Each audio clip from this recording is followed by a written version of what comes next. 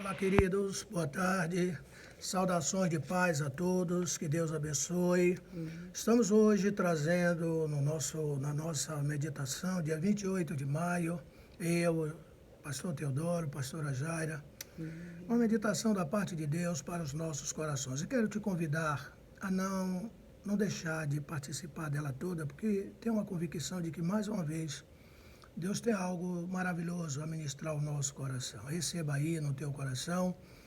E se encontra essa passagem no livro de João, capítulo 6, a partir do versículo 16.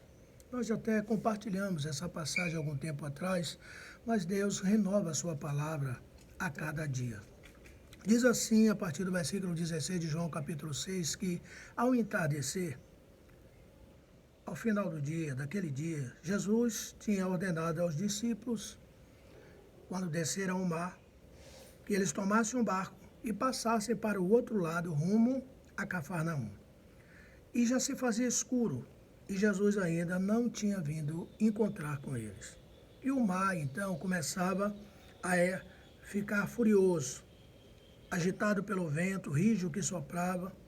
E assim os discípulos, tendo navegado mais ou menos uns 25 a 30 estádios, 5 quilômetros mais ou menos, eis que eles naquela escuridão viram Jesus andando sobre o mar, aproximando-se deles no barco, e eles então, quando viram, ficaram possuídos de pavor. Mas Jesus então lhes diz: sou eu, não temais. Então eles com alegria o receberam e logo o barco chegou ao seu destino. Ora, no dia seguinte, a multidão que ficara do outro lado do mar notou que ali não havia senão um pequeno barco e que Jesus não tinha embarcado nele, naquele barco com os seus discípulos. Tendo então eles, os discípulos, partido sós. Amém? Esta é a mensagem que hoje, eu creio, o Espírito Santo vem trazer algo ao nosso coração de que nós precisamos aprender algumas lições segundo a palavra do Senhor Jesus Cristo. Antes de iniciar, eu queria introduzir essa meditação para que você tenha uma farta compreensão de que muitas vezes nós nos voltamos a duas vertentes, a duas teologias que o ser humano tem. A primeira é a teologia levada às emoções, e a teologia voltada às razões. E muito dificilmente nós conciliamos as duas, a emotiva e a razão. E você vai entender mais quando nós começarmos a ser ministrados pelo Espírito Santo nessa passagem, que eu gostaria de te dizer que Deus nunca chega atrasado. Apesar de que muitas vezes, diante das intempéries da vida, das dificuldades que nós enfrentamos, né, pastora? Nós achamos que Deus se esqueceu de nós, Deus nos abandonou, Deus não nos ama. Como os discípulos que estavam, né, naquele mar, aguardando, olhando, né? E Jesus disse que ia ter com eles, Jesus disse que ia encontrar com eles. E o texto no versículo 22, terminamos de ler, até cita que ali ficou um barco que eles deixaram para que Jesus pudesse, depois da oração, encontrá-los no meio do mar da Galileia. Mas creio que, diante de tudo que eles estavam enfrentando, das dificuldades, né, do mar, da tempestade que estava chegando, e eles buscavam Jesus e não encontravam. Mas isso também acontece conosco, né? A gente sempre busca. Por quê? Porque talvez, quem saiba, a gente pense que o nosso relógio, né, seja igual ao relógio de Deus. O nosso tempo talvez seja igual ao tempo de Deus.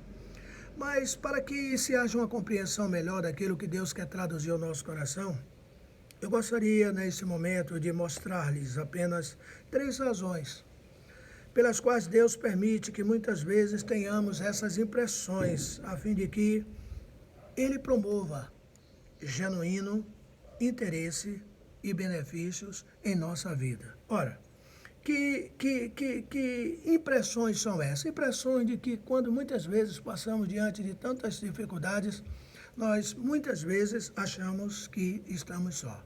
Mas vamos ver o que aconteceu com os discípulos e a lição que Deus quer trazer ao nosso coração. A primeira razão que nós encontramos nessa passagem é que Deus muitas vezes nos permite a passar por algumas adversidades, algumas intempéries da vida, é porque Deus quer nos mostrar a sua soberania. Deus quer nos ensinar a sua liberdade. Ora, quando Deus nos dá essa sensação de que se atrasa, de que demora, de que muitas vezes nós estamos orando, estamos buscando, estamos projetando, estamos até dizendo, ele vem por ali, vai acontecer assim, vai ser tal dia, nós determinamos, nós dizemos, olha, vai ser dentro de 2 semanas, nós começamos a orar, a jejuar, nós abrimos nossas campanhas e dizemos, olha, até lá vai acontecer, como os discípulos que estavam em alto mar, olhando no rumo de que o barco que eles deixaram e que Jesus disse que iria encontrar com eles, estava vindo ao encontro deles, e eles esperavam que tudo acontecesse como eles idealizavam, mas não aconteceu. E é justamente aí a primeira razão e a primeira lição que Deus quer trazer ao nosso coração, de que Ele quer nos ensinar a sua soberania, de que Ele é soberano para agir da maneira que Ele quer, do jeito que Ele quer, no momento que Ele quer. E Ele quer nos dar uma lição da sua liberdade, não é verdade? A liberdade de não se deixar condicionar pelo calendário das minhas expectativas, das suas expectativas, nem dos meus dias santos, né? Que eu acho que Deus deva agir, que Deus deva fazer. Deus muitas vezes quer nos dar uma lição acerca da liberdade de aparecer na nossa vida do jeito que Ele desejar. Ele quer nos dar uma lição de que Ele tem a liberdade para usar os instrumentos que Ele quiser, da maneira que Ele quiser. Como a Bíblia Sagrada cita inúmeros fatos, né? Com Balaão ele usou um jumento, né? Ele usou uma queixada, né, de um animal na mão de Sansão para promover um grande livramento sobre o povo de Israel, né? Deus usou de maneiras diferentes, né, em várias vezes, em vários lugares, para promover a liberdade que Ele tem de ser soberano e agir do jeito que Ele quer, da maneira que Ele quer, no momento que Ele quiser.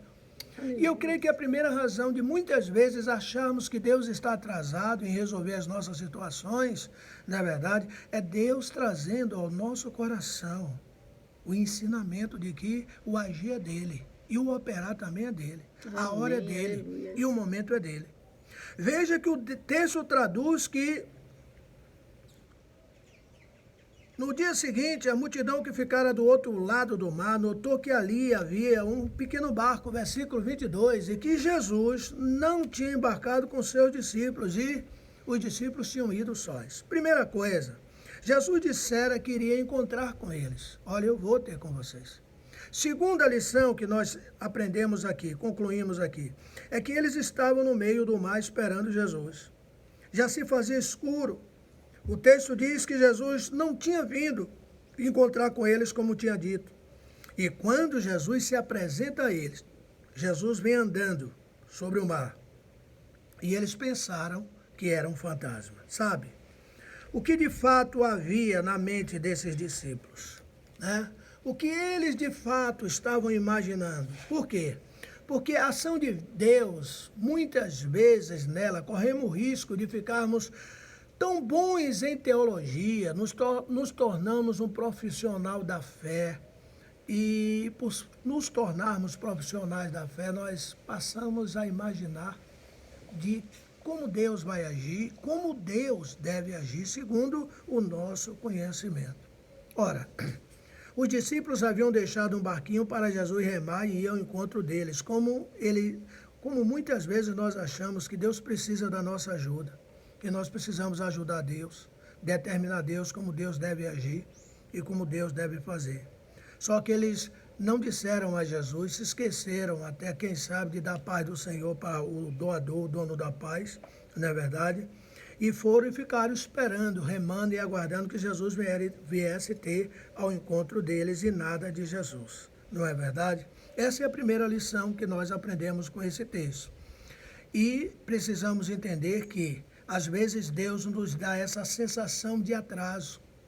Não somente com eles lá no meio do mar, mas também diante das adversidades, das intempéries, dos problemas que nós enfrentamos nos nossos dias a dias. E Deus, muitas vezes, traz a nós essa sensação de que ele está atrasado para trazer a resposta da nossa vitória, da nossa bênção, de vir ao nosso encontro, de trazer o livramento, de nos dar a vitória, né? Onde muitas vezes achamos, né, que Deus se esqueceu de nós, não é verdade? O quanto que Deus tem o seu momento, a sua hora, né, perene e soberana de poder agir. Muitas vezes, frequentemente, estamos dizendo que Deus tem que fazer como nós queremos que Ele faça. Ora, não é assim que Deus quer agir, não é assim que Deus quer fazer, e nem é assim que Deus faz.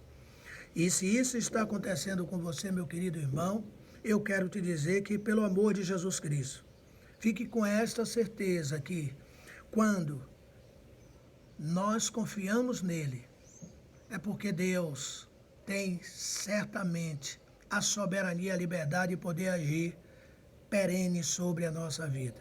É por isso que Paulo, em Romanos capítulo 12, versículo 2, ele diz que nós precisamos entender qual é a boa, perfeita e agradável vontade de Deus sobre a nossa vida. Segunda razão que eu gostaria de traduzir ao seu coração mediante essa passagem, se a primeira, quando Deus muitas vezes atrasa de trazer o resultado daquilo que nós almejamos, daquilo que nós estamos orando, daquilo que nós estamos pleiteando de Deus, a vitória, o livramento, a bênção, o escape. Se a primeira é quando Deus se atrasa, nós achamos que Deus se atrasa, é que Deus quer mostrar de que Ele é soberano, Ele sabe a hora certa, o tempo certo, e Ele tem a liberdade de poder fazer isso. A segunda razão, nós encontramos na passagem, é que quando muitas vezes achamos que Deus se atrasa, é porque Deus quer nos dar a segunda lição. Amém. E a segunda lição, a razão é de que Ele quer traduzir, Ele quer produzir em nós a esperança. Paulo, em uma das suas passagens, ele diz que nos alegramos nas tribulações porque as tribulações produzem, pastora, esperança. Não é verdade? E Deus quer fazer isso, né? Germinar, crescer, desenvolver dentro de nós. Por quê? Porque a esperança é uma realidade muito mais pujante e necessária do ponto de vista divino do que aquilo que nós possamos crer, queridos. Ela é muito mais elástica, muito mais bela, a esperança, né? Para nós, muitas vezes achamos que a esperança é apenas uma certa virtude, o que na realidade não é. A esperança é mais do que isso. Para nós cristãos, a esperança é a máquina da nossa própria alma. A esperança passa a ser a oxigenação dos nossos sonhos. Ela passa a ser a vitalização das nossas convicções, ou seja, a esperança é o lado psicológico da fé. Amém. Deus quer fazer isso, germinar, crescer em nosso coração. Deus só não nos ensina a esperança quando a vida tem essa cara de atraso, sabe? Onde o texto diz aqui que já se fazia escuro. E Jesus ainda não tinha vindo ao encontro deles. E qual é a primeira fala da esperança aqui? Onde é que nós identificamos esperança nessa passagem? No ainda. Ele ainda não tinha vindo, mas ele vem. Aleluia. Ele ainda não chegou, mas ele vai chegar. Isso quer dizer que se você está esperando, fique no ainda não aconteceu. Quem sabe você está orando pelo seu marido, mas mas vai acontecer. Ele ainda não mudou, mas ele ainda vai mudar. O seu filho ainda vai acontecer, a sua família ainda vai acontecer, a sua saúde, creia, ainda vai acontecer. Fique na esperança. É a segunda lição, não é verdade? Que nós precisamos guardar dentro do nosso coração, não é verdade? Como diz aqui o profeta menor, pode passar 1 dia, 2 dias, mas no 3º dia, né? Eu virei ter convosco. Assim disse Jesus. Eu me lembro agora daquela passagem de Abacuque, capítulo 3, aquela oração que ele disse assim, ainda que a figueira não floresça, e ainda que não haja fruto na vide, ainda que o produto da oliveira falte e nos campos não hajam mantimentos, ainda que as ovelhas das malhadas sejam exterminadas e nos campos, nos currais não haja gado, Todavia eu me alegrarei no Senhor Aleluia. e exultarei no Deus da minha salvação. Fique na esperança, fique no ainda. Se não acontecer hoje, vai acontecer amanhã. A esperança vai te fazer é a última que morre. Aguardar ainda. Aleluia.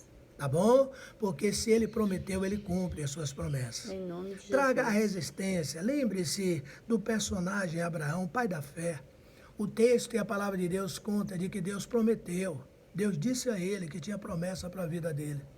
E Romanos traduz isso onde diz que ele creu em esperança, contra a esperança, de que tudo aquilo que Deus tinha prometido, Deus ia fazer. Amém. E assim Deus fez na vida de Abraão. E como ele fez na vida de Abraão, ele também vai fazer na minha, ele vai fazer na sua. Tá bom?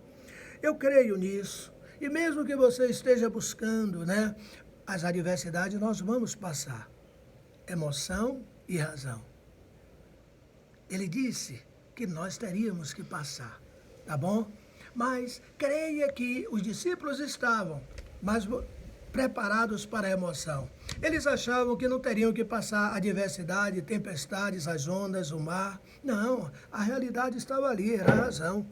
Mas Jesus prometeu que não importava as circunstâncias, ele iria se fazer presente em todas elas. E tem promessa, ele disse que estaria conosco todos os dias, até a consumação dos séculos. Mas vamos ainda à terceira e última lição que ele traz aqui para os seus discípulos, que eu quero compartilhar com vocês. Se a primeira é que muitas vezes nós achamos que Deus se atrasa, que Deus não está olhando por nós, que Deus não vai acudir, que Deus não nos ama, que Deus é esse que não atende às nossas respostas, que Deus é esse que está permitindo que a gente passe por essa situação difícil, né, onde nós estamos vendo que até muitos dos nossos estão sendo abatidos por esse mal, por essa pandemia que está acontecendo, né? Alguns estão sendo curados, mas outros estão estão indo, né? Chegou o momento deles, mas será que Deus não poderia nos poupar de passar por todas essas adversidades, esses problemas? Não, queridos. Não se esqueça, Romanos 8, 28 traduz muito bem isso. A emoção e a razão, de que todas as coisas contribuem para o nosso bem. Todas elas, emoção e razão. Todas as nossas emoções, elas têm que estar conciliadas com a nossa razão e com a palavra do Senhor Jesus. Se lembre de Jó. Jó viveu as emoções, mas quando chegou na razão de que tudo dele foi tirado, e ele passou por uma situação difícil de calamidade, e aonde ele esteve, ele disse assim: olha, eu sei que o meu Redentor vive. Ele é real, em qualquer circunstância da vida que eu estiver passando. Passei pelo bem, e tenho que aceitar o que eu estou passando agora. Tudo vem de Deus. E ainda que Ele me mate, nesta pele eu verei a Deus. A confiança, a esperança que Jó teve e que nós precisamos ter, nada vai nos tirar do propósito de Deus. A terceira razão, depois da soberania, a liberdade que Deus quer nos ensinar, que Ele tem, de que o relógio não é o meu, não é o seu, o calendário não é o meu, não é o seu. Tá bom? Nós somos lineares. Nós, para chegar em algum lugar, nós vamos passar por alguns antes. Para eu chegar em Cruz das Almas, eu tenho que passar ainda por Amélia Rodrigues, eu tenho que passar ainda por Governador Mangabeira para chegar em Cruz das Almas. Daqui para lá dá 140 quilômetros. Eu sei, eu tenho que passar por isso, mas Deus não vai precisar passar por isso. A minha medida é linear, é quilométrica. Aleluia. Mas a de Deus é diferente. Deus é soberano, Deus vê pelo um todo. Aleluia. Ele é onipotente e onipresente, e nós nos esquecemos disso. Os discípulos estavam esperando que ele viesse por cima do mar naquele barco. E muitas vezes nós estamos também assim, achando que Deus vai fazer no momento, na hora, do jeito. Não, Deus tem uma maneira dele, e tem um tempo dele de agir.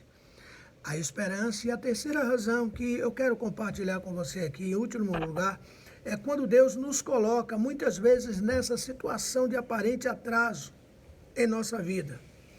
É que Ele quer nos ensinar que o tempo está nas mãos dEle e que toda a nossa sensação de atraso pode ser superada quando Ele chega. E Ele chega chegando. Não atraso para quem corre na dimensão da eternidade, não, queridos.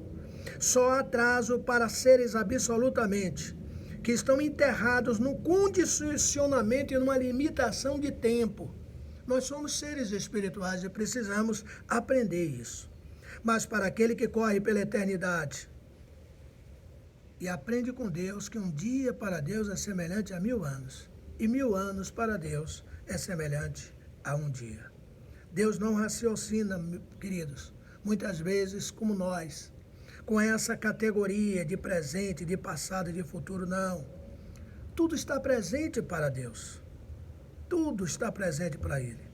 Deus não faz uma coisa depois da outra, não. Nem vem uma depois da outra, não. A visão dele não é, há pouco eu te disse, não é linear.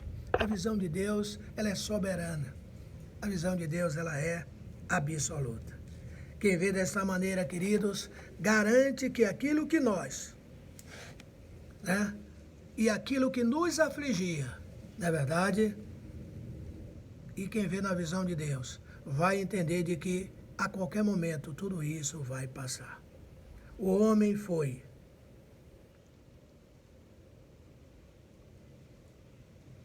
ficou atormentado, ficou desesperado quando viu que Jesus vinha caminhando sobre as águas. Ele até imaginou que era um fantasma. E disse: Senhor, se é tu mesmo que vem, manda que eu vá ter contigo. Jesus disse: vem, Pedro. Mas Pedro, muitas vezes como nós, tirou a visão daquilo que ele não deveria tirar. E a Bíblia diz que ele começou a sucumbir. E Jesus lá estava para estender a mão e mais uma vez dar um grande livramento a Pedro.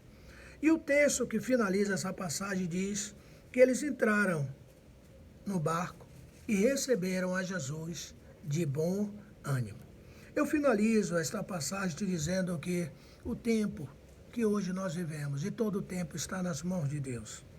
Às vezes a gente se debate, às vezes a gente se desespera, às vezes entramos em pânico.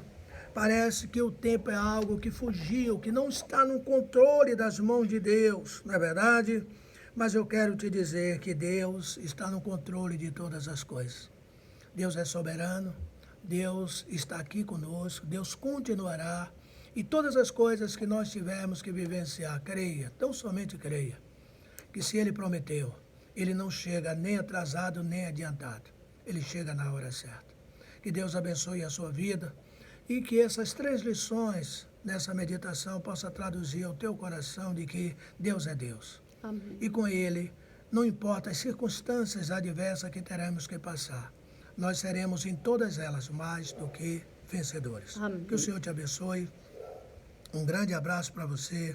Agradecemos ao Senhor hoje, a última quinta-feira do mês de maio, e podemos dizer que Ebenezer significa até aqui nos ajudou o Senhor. Que Deus abençoe a sua vida, abençoe o seu lar, abençoe a sua família. Em qualquer que sejam as circunstâncias da sua vida e da minha, Deus é Deus. Continuará sendo Emanuel, que significa Deus conosco. A paz do Senhor a todos. Boa tarde, amadas, amados. Deus nos abençoe, né? Continue nos abençoando, nos fortalecendo. Depois de uma rica palavra dessa, nós queremos agradecer e engrandecer o Pai, por cada dia ter usado o nosso pastor, né? Como tem usado. Eu só tenho, assim, a louvar a Deus. Eu gostaria, nessa tarde, deixar uma palavra para vocês, que está no livro de Isaías, Isaías capítulo 33, versículo 2, que diz assim: em meio a toda essa tempestade, como foi falado aqui pelo nosso pastor, o Senhor, Ele tem tido misericórdia de nós. Ele em ti esperando. Sê tu o nosso braço, manhã após manhã, e a nossa salvação no tempo da angústia. Então, o Senhor, Ele tem estado conosco. Aqui está dizendo, manhã após manhã, né? Que Ele é a nossa salvação no tempo da angústia, nesse tempo que nós temos, nesse tempo difícil que nós temos passado. Mas vamos continuar batendo nessa tecla, esperando confiantemente por Ele. Eu creio que Ele vai, na hora certa, vai agir. Está entendendo? Mas Ele tem nos guardado, brindado as nossas vidas, né? Tem tido cuidado de nós, da nossa família. Então, toda manhã, toda madrugada, eu tenho dito, tenho orado, eu, pastor, obrigada, Senhor, por tudo, Pai. Nós só temos que te dizer muito obrigada, que até aqui tu tem nos ajudado. E cremos que o teu melhor está por vir, né? Mas tem nos ajudado, tem nos guardado e tem segurado nas nossas mãos. Muito obrigada, amada família. Amamos vocês. Deus os abençoe. E continue nos guardando em nome do Senhor Jesus. Amém. Deus abençoe a todos. Um grande abraço. Beijo.